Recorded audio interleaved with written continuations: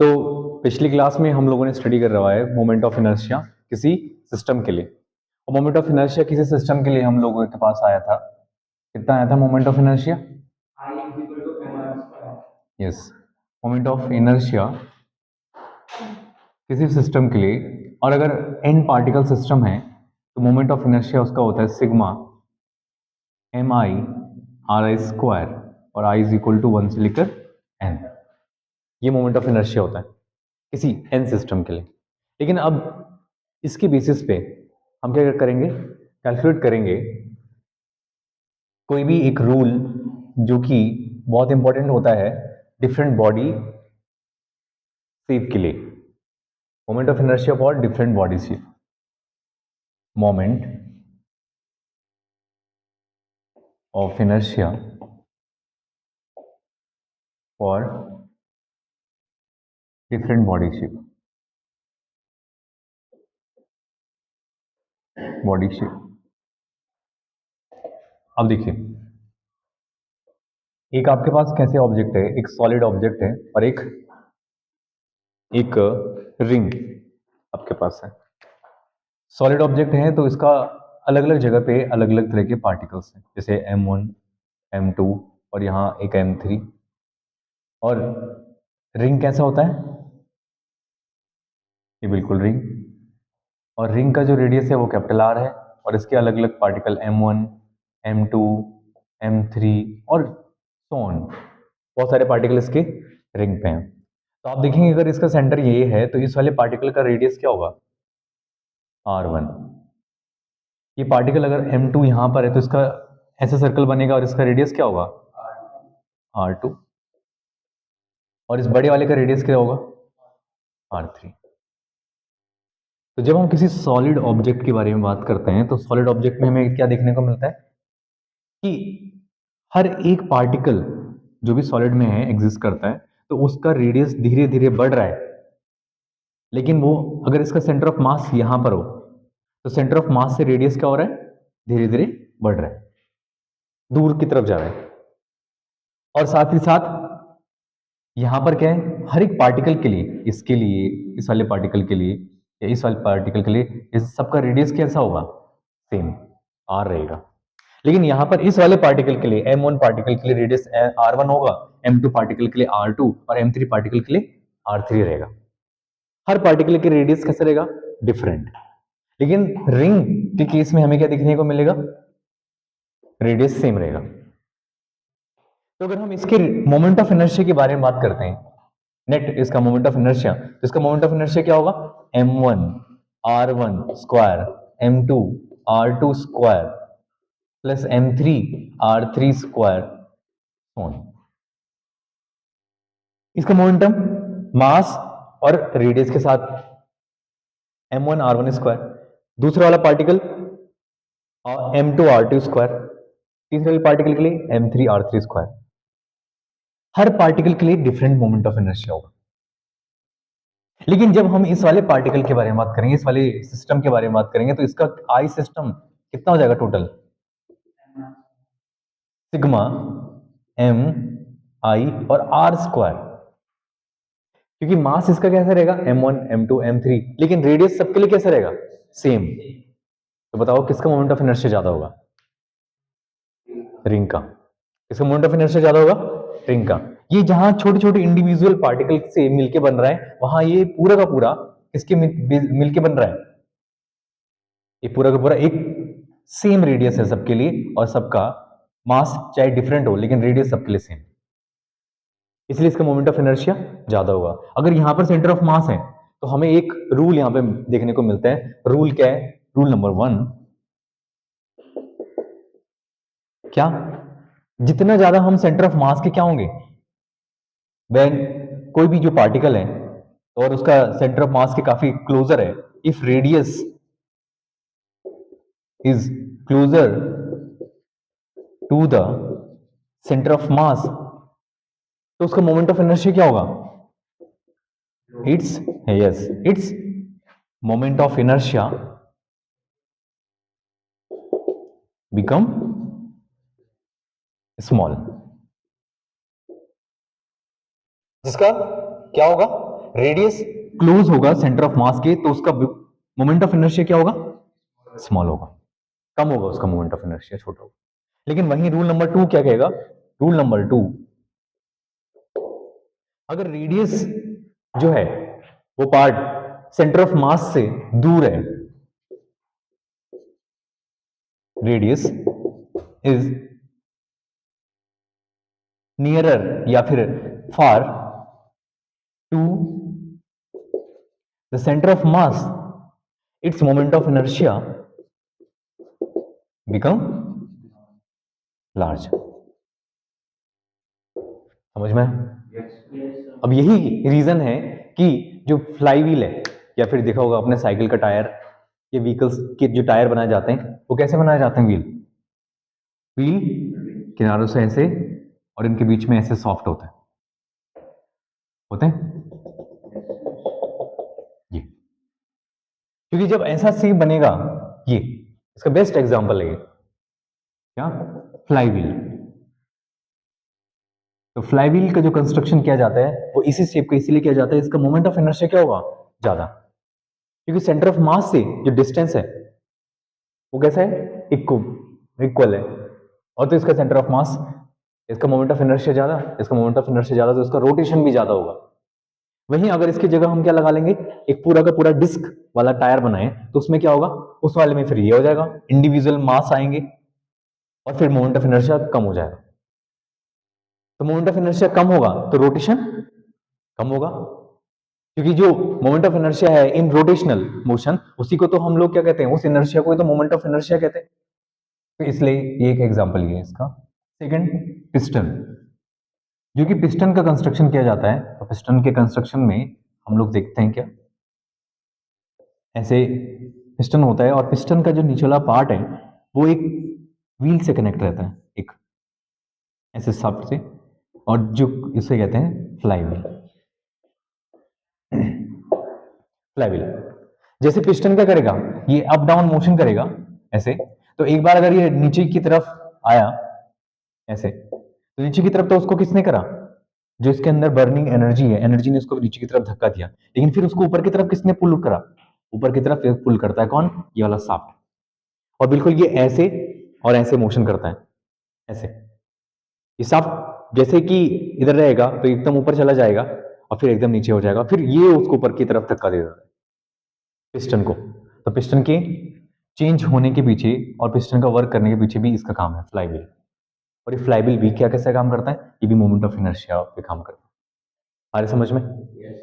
तो ring shape और solid shape, इनके बेसिस पे फिर हमारे पास डिफरेंट बॉडीज होती हैं जिनके मोमेंट ऑफ इनर्शिया को हम कैलकुलेट करते हैं। कब? जैसे कि रिंग हो गया, सॉलिड सिलेंडर हो गया, सॉलिड स्फीयर हो गया, होलो स्फीयर हो गया, होलो सिलेंडर हो गया, एक रॉड हो गया। अगर कोई ऑब्जेक्ट कैसे, अगर इसके चारों तरफ ऐसे मोशन कर रहा है, ऐसे ऐसे या ऐसे, तो इसके बेसिस पे क्या होती है, इनकी एक्सिस को हम लोग देखते हैं। तो इनके अंदर दो तरह की एक्सिस बनती है, एक तो पैरेलल एक्सिस और एक परपेंडिकुलर एक्सिस। ठीक है? तो डिफरेंट बॉडीज जिनकी मोमेंट ऑफ इनर्शिया को हम लोग देख सकते हैं, जैसे कि मोमेंट ऑफ इनर्शिया, इसे नोट कर लिया आप लोगों ने, एक बार वीडियो को पॉज कीजिए और इसको नोट कीजिए।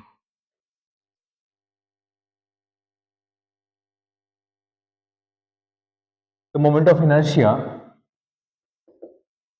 फॉर डिफरेंट ज्योमेट्रिकल शेप,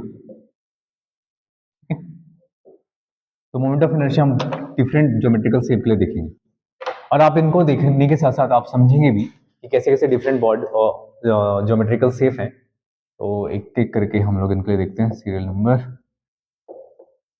और शेप, और सबसे इंपॉर्टेंट वर्ड एक्सिस, इस एक्सिस में हमें इसको देखेंगे और साथ साथ उनका मोमेंट ऑफ इनर्शिया।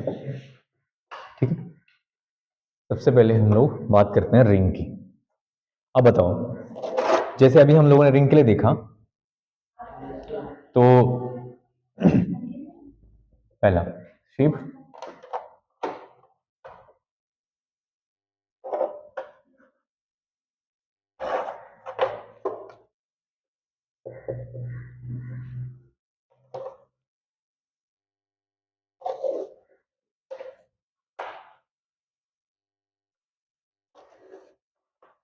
ठीक। रिंग के बारे में बात करते हैं। अब देखो रिंग, जैसे ये रिंग है तो रेडियस कैसा रहेगा सबका, सेम रहेगा। और जब सेम रहेगा तो इसका मोमेंट ऑफ इनर्शिया किसके अबाउट, नॉर्मल, हम एक नॉर्मल प्लेन के अबाउट इसका मोमेंट ऑफ इनर्शिया दिखेंगे। नॉर्मल टू प्लेन, एक्सिस कहां से जा रहेगा होगा, normal to plane passing through, ठीक है, axis normal to plane passing through centre of mass. अब जैसे सेंटर ऑफ मास से एक्सिस पार पार हो रही है, ऐसे इस रिंग को ही मान लो, ठीक। अभी मैं आपको एक व्हील भी दिखाऊंगा।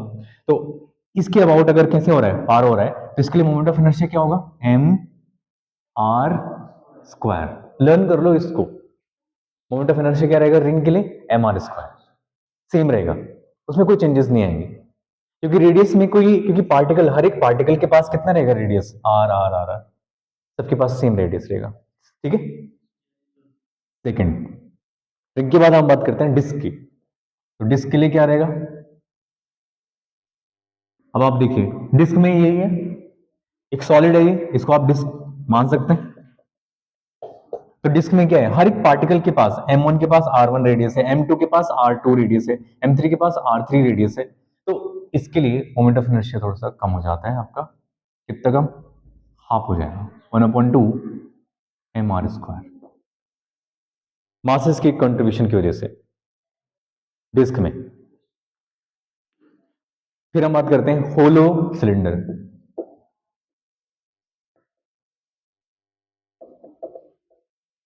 होलो सिलेंडर, फिर से होलो सिलेंडर अगर हमारे पास रहेगा, होलो सिलेंडर कैसे रहता है, ऐसे, और कहां से पास होना है, नॉर्मल टू इस, तो ये हो सकता है इसका नॉर्मल, और जब नॉर्मल रहेगा तो ये इसके अबाउट सिलेंडर रोटेट करेगा। तो आपका होलो सिलेंडर के लिए फिर से रेडियस तो सबका सेम रहेगा ना, आर, आर रेडियस रहेगा, इसका मास ये हो गया, तो इसके लिए रहता है M R square, normal to plane passing through centre of mass. अगर कोई भी प्लेन सेट इसके सेंटर ऑफ मास से पास हो रहा है।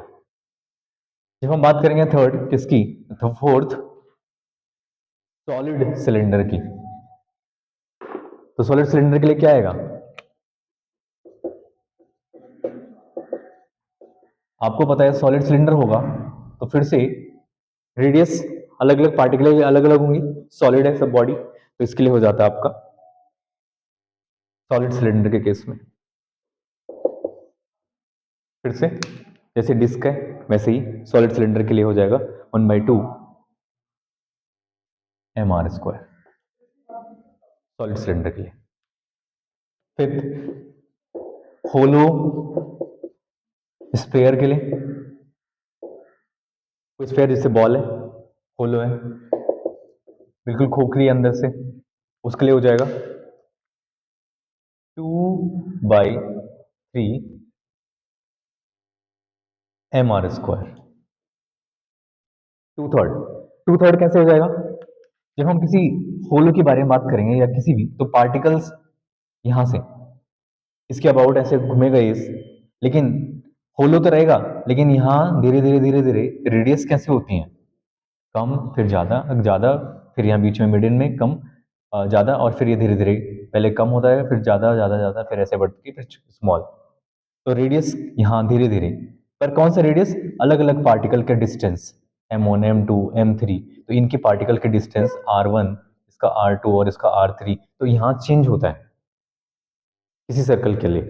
हर एक पार्टिकल, कोई पार्टिकल हो सकता है यहाँ हो, फिर उसका डिस्टेंस अलग होगा, ये पार्टिकल यहाँ हो कहीं पे भी हो, तो क्योंकि पार्टिकल पूरे के पूरे बॉडी में क्या रहते हैं, फैले रहते हैं, इसके लिए to third.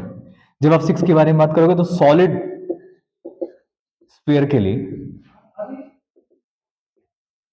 2/3 5, yes, 2/5 mr², 2/5 mr²। और 7, किसी रॉड के लिए, अगर कोई पर्टिकुलर किसी एक्सिस के अबाउट कोई रॉड है और उस रॉड का मास m हो और लेंथ ये हो l, तो थिन रॉड इसके लिए होता है m।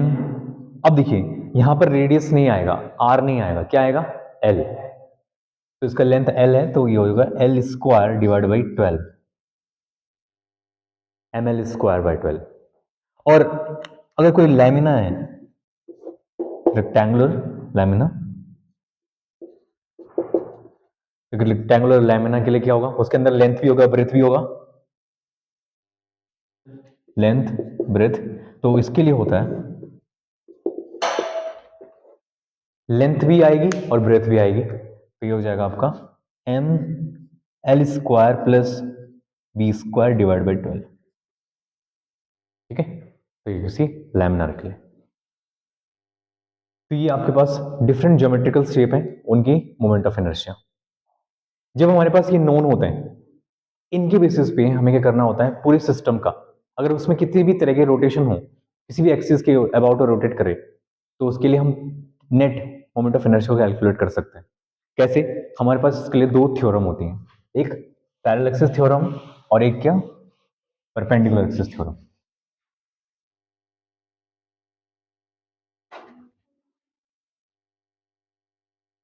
पैरेलल एक्सिस थ्योरम और perpendicular axis theorem. Moment of inertia जो calculation, moment of inertia calculation के लिए हमारे पास सबसे पहले है पैरेलल एक्सिस थ्योरम।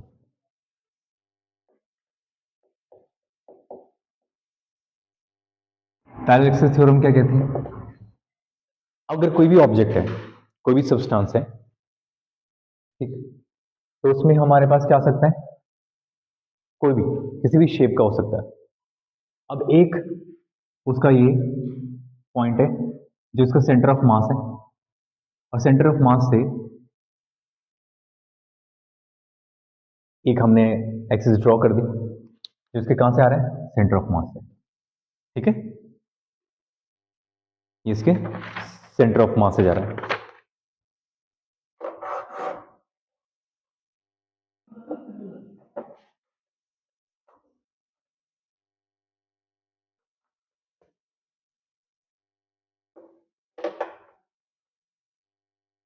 ये इसका सेंटर ऑफ मास से जा रहा है। और दूसरा, कहीं पर भी जैसे यही ऑब्जेक्ट है, तो इस ऑब्जेक्ट के अगर हम यहां से इसको रोटेट करेंगे, अब एक तो इसका सेंटर ऑफ मास है जहां पे पूरा का पूरा बॉडी बैलेंस हो सकता है, और अगर एक हमने कहीं और बार किसी भी जगह पर भी कोई पार्टिकल कहीं पर भी कोई पॉइंट ले लिया और इसके अबाउट भी अगर इसको रोटेट करेंगे, तो अब क्या होगा, इस तरफ तो बढ़ेगा मास, फिर इस तरफ कम होगा, फिर ऐसे ऐसे, समझ रहे हो? तो अलग अलग तरह के इसमें क्या होंगे, एक डिफरेंट पॉइंट कहीं पर ले लिया दूसरा, और दूसरे पॉइंट के लिए भी हमने एक एक्सिस मान ली, तो मैं दूसरे पॉइंट से करता हूं।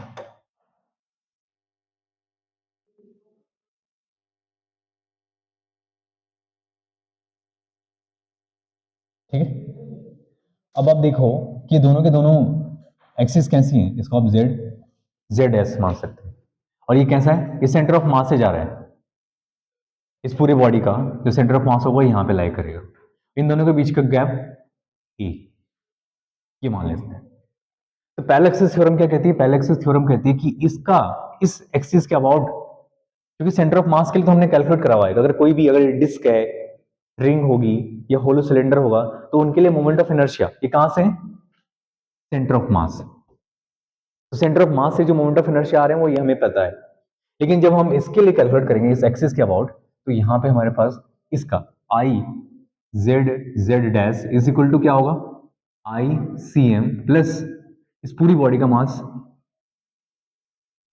आपके पास m हो तो m और इन दोनों के बीच का गैप a² के बराबर होगा, ध्यान रहेगा। ये पैरेलल एक्सिस थ्योरम है। लेकिन अब इसको हम कैलकुलेट कैसे करेंगे, इसके लिए छोटा सा एक प्रूफ है। प्रूफ के लिए हम क्या करते हैं, कंस्ट्रक्ट कर देते हैं। एक कंस्ट्रक्शन ये करते हैं कि यहां से एक पॉइंट लेते हैं यहाँ पे P, और P तक की डिस्टेंस को क्या मान लेते हैं, x। तो अब टोटल जो z डैश के अबाउट मोमेंट ऑफ इनर्शिया हो जाएगा वो कितना हो जाएगा, let point P at distance x its centre of मास। इसके सेंटर ऑफ मास से x डिस्टेंस पे कोई पॉइंट P ले लिया आपने, तो इस पॉइंट P के लिए मोमेंट ऑफ इनर्शिया कितना हो जाएगा, z dash is equal to m और ब्रैकेट में OP की स्क्वायर। ये तो होगा यहां से लेकर यहां तक इस टोटल पॉइंट तक के लिए। OP को मैं क्या लिख सकता हूं, E प्लस एक्स का whole square. A plus b का होल स्क्वायर क्या होता है, m a square plus x square plus two a x, और इनका मल्टीप्लिकेशन कर दो मास के साथ, और जब मास के साथ मल्टीप्लाई करें तो आप sigma m a square plus sigma m x square plus sigma, इस वाले पॉइंट के लिए भी लिख सकते हो सिग्मा, और टू बाहर ले लेंगे m ए एक्स। ये कौन सा आ गया, सिग्मा m ए स्क्वायर ही, ठीक है सिग्मा। अच्छा, और दूसरा कौन सा पॉइंट है इसके लिए, एम एक्स स्क्वायर कौन सा, सेंटर ऑफ मास। लेकिन ये टर्म हमारे पास एक्स्ट्रा आ गया, इस एक्स्ट्रा टर्म को कैसे हटाएंगे, अगर मान लो सपोज यहां पर भी कोई पार्टिकल है, यहां पर भी कोई पार्टिकल है, ये पी डैश, तो पी डैश पी के बीचों बीच में सेंटर ऑफ मास हो गया। तो अगर सेंटर ऑफ मास हो गया तो यहाँ पे अगर m1 पार्टिकल है, ये m2 पार्टिकल है, और यहाँ से डिस्टेंस r2 है, ये r1 है, और ये ओरिजिन सेंटर ऑफ मास का है, तो याद कीजिए ये मोमेंट ऑफ मास कहलाएगा, और moment of mass sigma m into R के इक्वल टू 0। तो यहाँ पे r कौन है, x, तो सिग्मा एम एक्स क्या हो जाएगा पूरा, सिग्मा एम एक्स ये क्या हो गया 0। बचेंगे कौन, ये दो टर्म। तो I Z is equal to क्या बन जाएगा आपके पास, I Z Z dash is equal to I C M plus M square, ये बन जाएगा ये।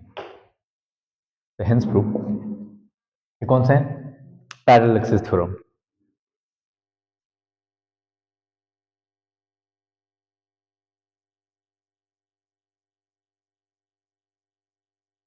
सिमिलरली हमारे पास परपेंडिकुलर एक्सिस थ्योरम भी होते हैं। अब परपेंडिकुलर क्योंकि कोई भी बॉडी, एक तो इस तरह से हम रोटेट करवा सकते हैं, दूसरा तरीका क्या है, perpendicular axis theorem.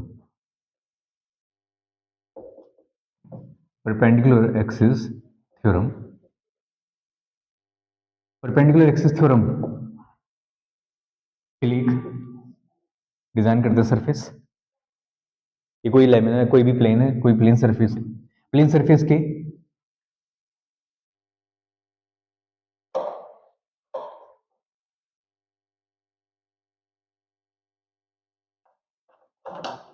X X dash, दूसरा पॉइंट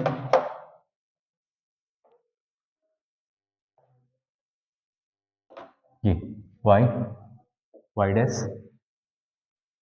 समझ रहे हो, ये क्या है, एक्स वाई प्लेन में कोई एक सरफेस है। अब जब एक्स वाई प्लेन में कोई सरफेस है तो इसका ठीक इसके अबाउट यहां परपेंडिकुलर कोई दूसरा सरफेस जेड जेड डैश, समझ गए, ये दोनों के दोनों एक्स और वाई, एक्स और वाई किस में रहेंगे,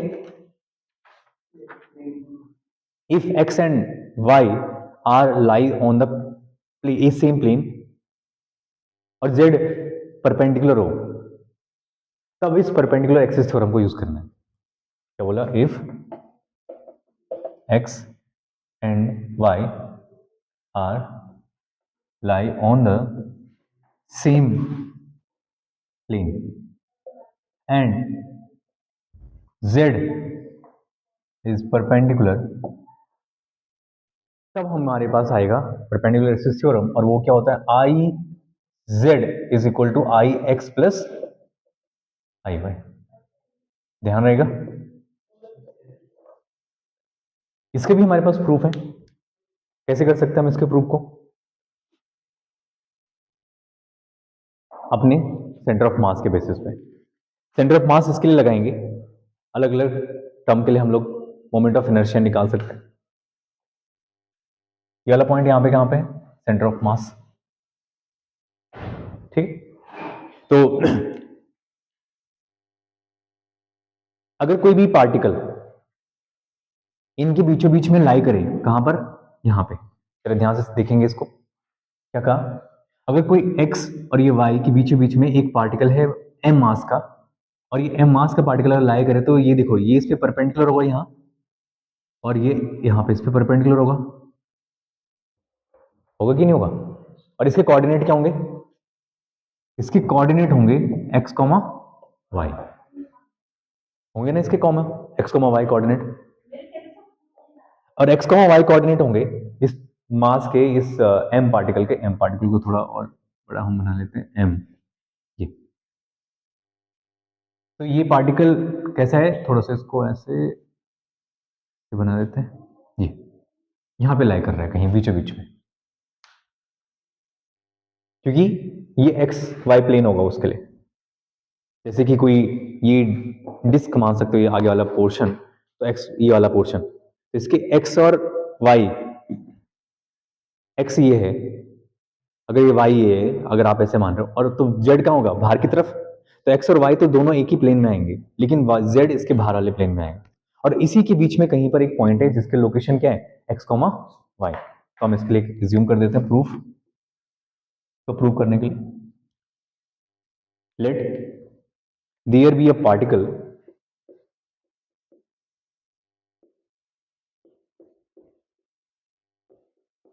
let there be a particle in plane, there be a particle in plane having coordinate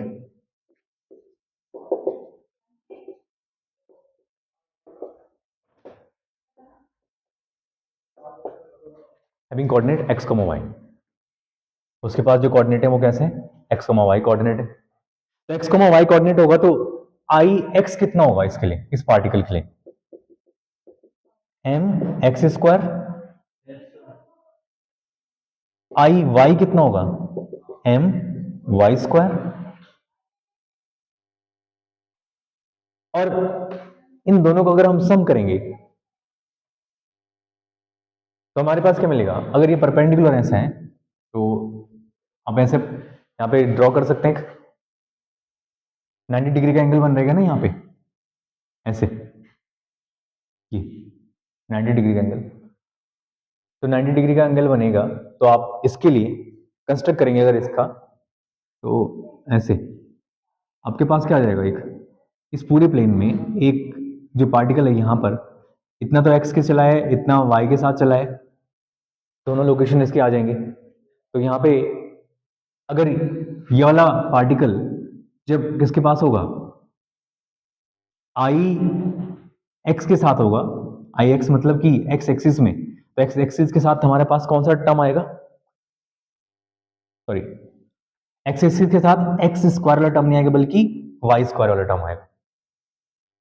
और आई वाई के साथ हमारा कौन सा टर्म आएगा, एक्स वाई एक्स स्क्वायर वाला टर्म। बोलो क्यों, क्योंकि जब एक्स एक्सिस के अबाउट आप इसको रोटेट कराओगे, तो ये कौन सा एक्सिस के अबाउट रोटेट करेगा, तब उसका वाई आएगा, वाई कंपोनेंट।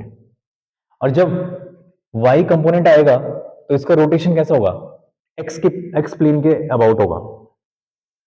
जैसे अगर आप इधर नहीं समझ पा रहे तो यहां देखो, अगर ये एक्स है और ये वाई है,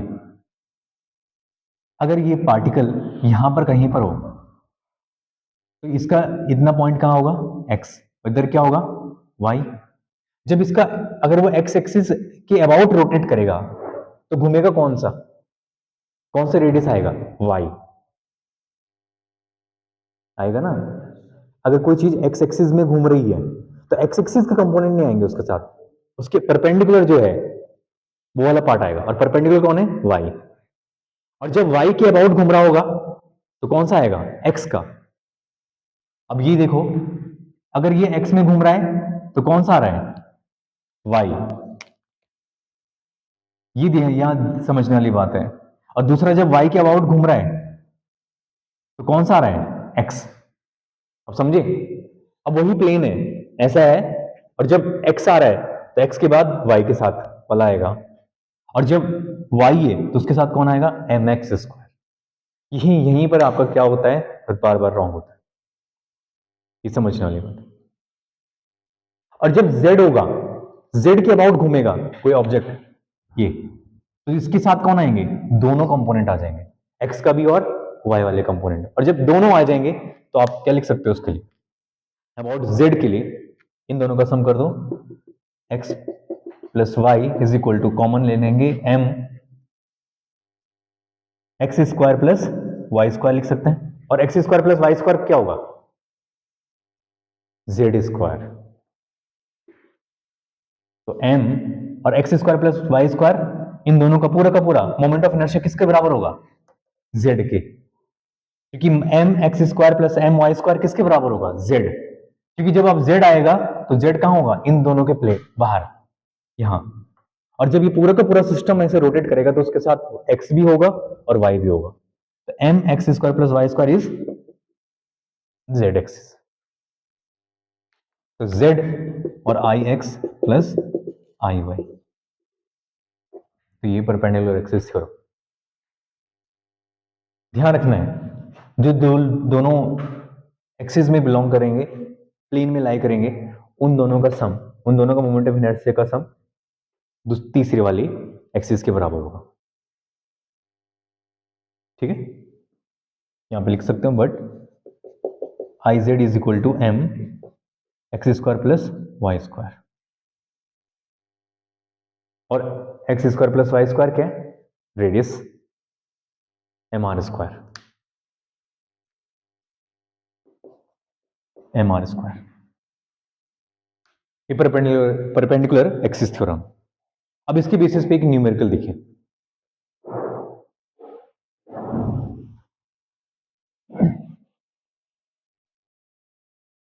न्यूमेरिकल, क्योंकि बहुत इंपॉर्टेंट न्यूमेरिकल्स हैं। Calculate the moment of inertia of a disc about its axis. Calculate the moment of inertia of a disc about its axis,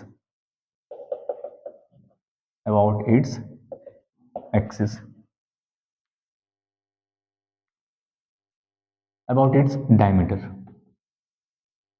diameter के अबाउट आपको कैलकुलेट करना है किसी डिस्क का। ठीक है, डिस्क, ये कोई डिस्क होगी, और तुम्हें पता है कि डिस्क में कैसे रहेगा, मान लो सपोज इसका मास ये है, दो एक्सिस हम ड्रॉ कर सकते हैं, एक तो यहां से, और डायमीटर क्या होंगे, एक डायमीटर यहां भी हो सकता है। ठीक, और हमारे पास जब डायमीटर होगा तो बताओ कौन सी थ्योरम लगेगी, परपेंडिकुलर या पैरेलल, परपेंडिकुलर थ्योरम। कौन सी लगेगी, परपेंडिकुलर थ्योरम या पैरेलल, परपेंडिकुलर थ्योरम। और जब परपेंडिकुलर थ्योरम लगेगी तो आप इसकी, अगर सेंटर ऑफ मास के बारे में बात करें, ठीक, और यहां से लेकर यहां तक इसका रेडियस क्या है, आर, तो आर है सॉल्यूशन। और इधर क्या मान लोगे आप लोग, इस तरफ या X, X dash, Y, Y dash, दो एक्सिस हम मान लेंगे, क्योंकि या तो इसके अबाउट रोटेट कर सकता है, या तो डायमीटर ये इसके अबाउट रोटेट कर सकता है। नेट मोमेंट ऑफ इनर्शिया निकालना है, तो आई एक्स और आई वाई कैसे होंगे इस बार, सेम। क्यों होंगे same, I X and I Y are same due to symmetry, due to symmetry.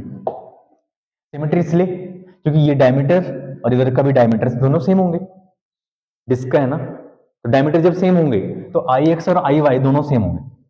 इस बार कुछ जैसे चेंज था, इस बार चेंज नहीं होगा।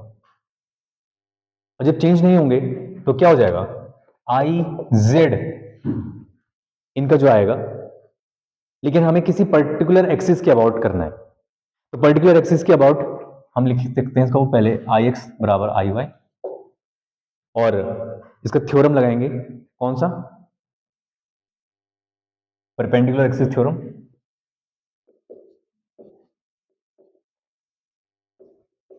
Perpendicular axis theorem I Z is equal to I x plus I Y, और आई एक्स और आई Y कैसे हैं, दोनों तो सेम है, तो आई एक्स और आई वाई सेम, तो ये हो जाएगा two I X, two I X. अब इसका जो ये वाला होगा पॉइंट z, उसको मैं ऐसे बना रहा हूं,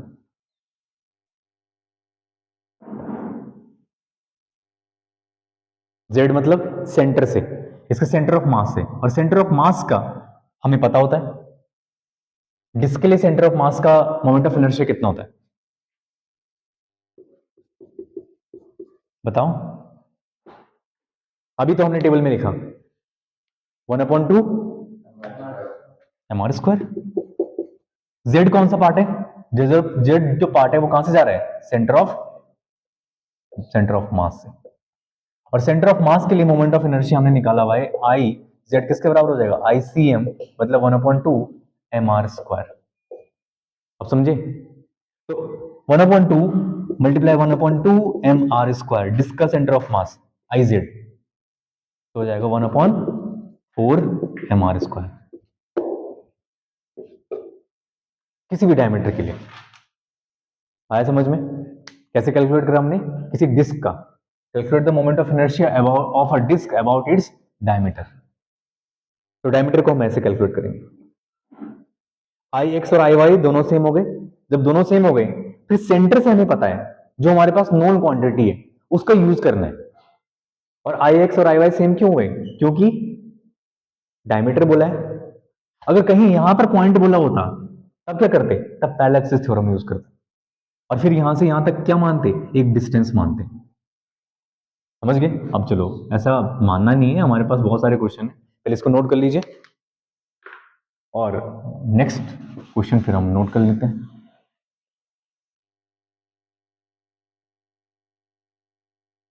ठीक है, next, calculate moment of inertia a disc about its axis passing through circumference and normal to plane.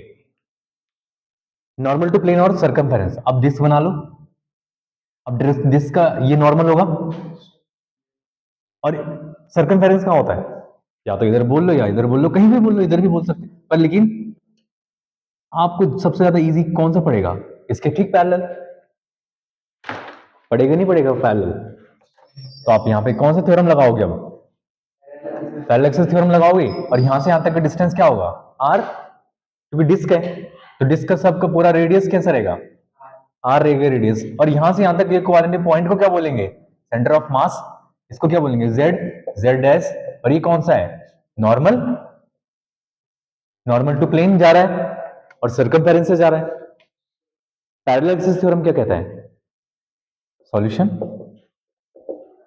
क्या बोलते हैं बेटे parallel axis theorem, parallel axis theorem कहता है कि I Z Z dash is equal to I C M plus M A square, और यहां पे ए की जगह में क्या आएगा, आर, और आईसीएम कितना होता है डिस्क का, 1/2 M R square, M 1/2 M R square plus M R square, कितना हो जाएगा 3/2 एम आर स्क्वायर, आंसर।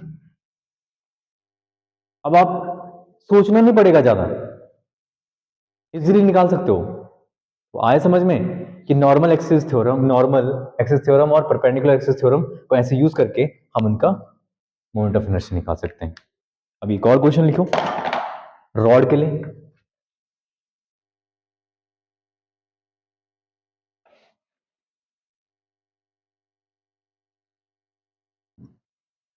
एक रॉड है, ठीक है, find moment of inertia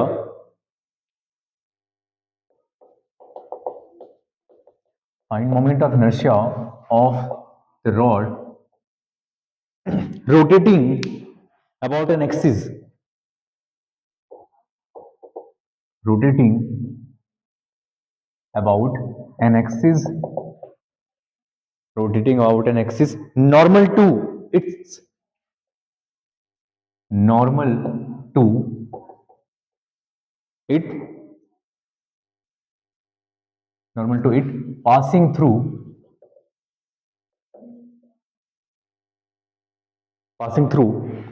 one end, passing through one end से। तो अगर हम इसका यहां पे एक एक्सिस बना लें और यहां इस रॉड को बना लें, आप समझ रहे हो, ये रॉड, और रॉड के बारे में इंफॉर्मेशन ये है कि रॉड का जो लेंथ है वो L लेंथ की रॉड है और इसका मास कितना है, M मास है। समझ गए? कैसे निकालेंगे moment of inertia of the rod rotating? अब किसी एक एंड में बोल दिया है, अब आप समझ जाइए कौन सा थ्योरम लगाना है, परपेंडिकुलर या पैरेलल? पैरेलल। बोले क्यों? जब भी आपका एंड की तरफ बोला जाए या सर्कमफेरेंस में बोला जाए निकालने के लिए, तो आपको पता है सेंटर ये होगा इसका और सेंटर ऑफ मास ये होगा, तो इसको यहां पे ड्रॉ कर लो।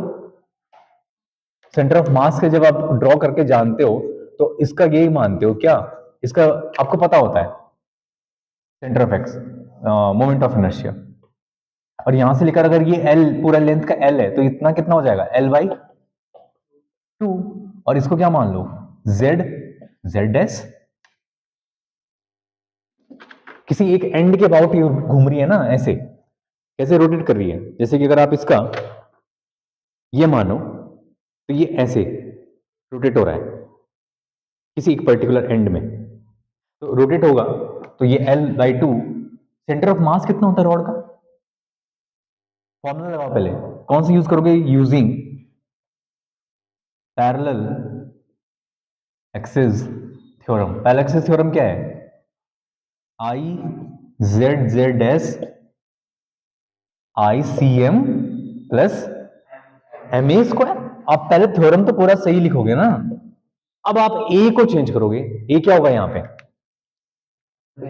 अच्छा ICM कितना हो जाएगा, ICM इसके लिए ML, देखिए जल्दी से अपने टेबल को ढूंढिए, ML²/12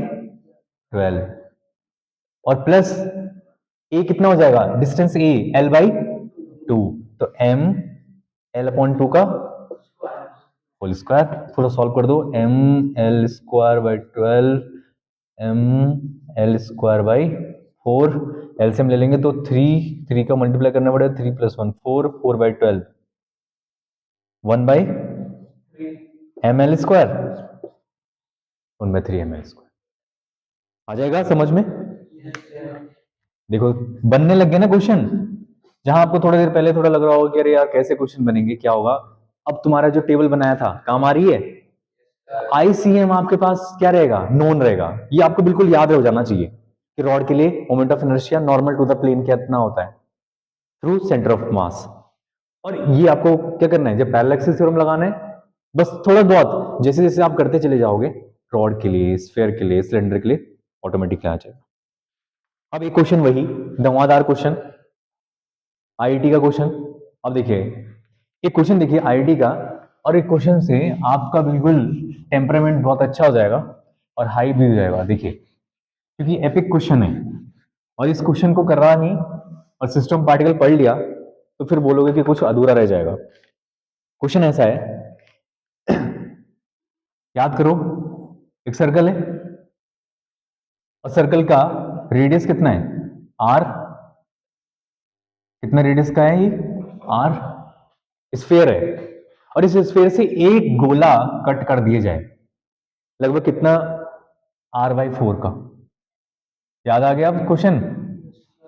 अब हर बार R/6 नहीं रहेगा, ठीक है, ये हो गया, इसका रेडियस कितना, R/4, इतना कट कर देंगे। अब जो रिमेनिंग पार्ट बचेगा, बाकी जो रिमेनिंग पार्ट बचा उसका क्या निकालना है, उसका मोमेंट ऑफ इनर्शिया निकाल लेना है। क्या निकालना है इसका, मोमेंट ऑफ इनर्शिया। तो आप क्वेश्चन को पहले थोड़ा लिख लें। इन और ये पूरा का पूरा डिस्क है। इन अ disc,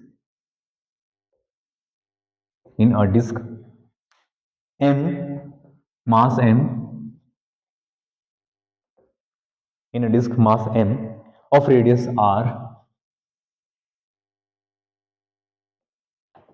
of radius r, a small circular,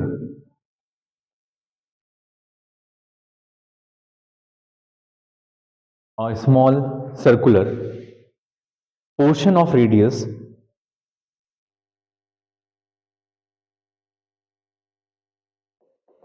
portion of radius, portion of radius r by 4, r by 4 is drilled, is drilled out, is drilled out, is drilled out as per diagram.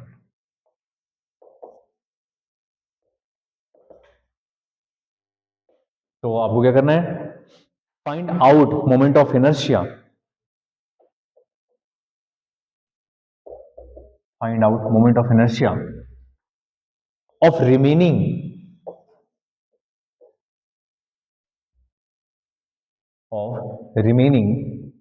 portion, of remaining portion about, of remaining portion about natural axis of disk या normal axis of disk.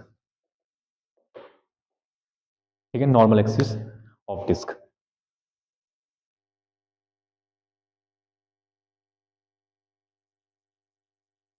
ठीक है, अब इस disc के लिए moment of inertia आपको निकालना है। तो आपके पास तरीका क्या है? इसके ऊपर हम कौन सा थ्योरम लगा लेंगे? इसमें हम परपेंडिकुलर थ्योरम लगा लेंगे। परपेंडिकुलर क्यों? क्योंकि आपके पास एक तो ये वाला पार्ट बचेगा और एक इसका ये दूसरा वाला पार्ट ऐसे, और जब आपके पास इनसाइड में निकालना है, नॉर्मल एक्सिस पे निकालना है, तो नॉर्मल क्या होता है? परपेंडिकुलर, नॉर्मल जिसको बोलते हैं परपेंडिकुलर। तो नॉर्मल एक्सिस ऑफ डिस्क निकालना है, तो इसकी मोमेंट ऑफ इनर्शिया को हम निकालेंगे। पर लेकिन इसका मोमेंट ऑफ इनर्शिया जो हमारे पास आएगा, फुल डिस्क का मोमेंट ऑफ इनर्शिया जिसका आर रेडियस है, और इस आर रेडियस के साथ साथ इसके पास क्या है? ये छोटे छोटे से कट है ऐसे आर, और ये भी जो आर बाई 2, फिर ये आर बाई 4, फिर ये भी आर बाई 4, और फिर ऐसे पार्ट है इसमें। लगभग आर बाई 4, आर बाई 4 कितना हो जाएगा? 2 आर बाई 4 मतलब आर बाई 2। अगर आर बाई 4 का रेडियस है तो आर बाई 2 इतना पार्ट बचेगा, रिमेनिंग पार्ट। और जब आर बाई 2 और आर बाई 4 के पार्ट को अगर हम इसको माइनस कर दें, तो ये वाला पोर्शन कितना बचेगा? ये बताओ। चलो इसको सोचते हैं पहले। यहां पे सॉल्यूशन में देखो, आई फुल डिस्क कितना होगा? I full disc, I full disc is equal to, एक तो जो रिमेनिंग पार्ट है बचा हुआ, प्लस जो कट पार्ट है small disc, I remaining plus I small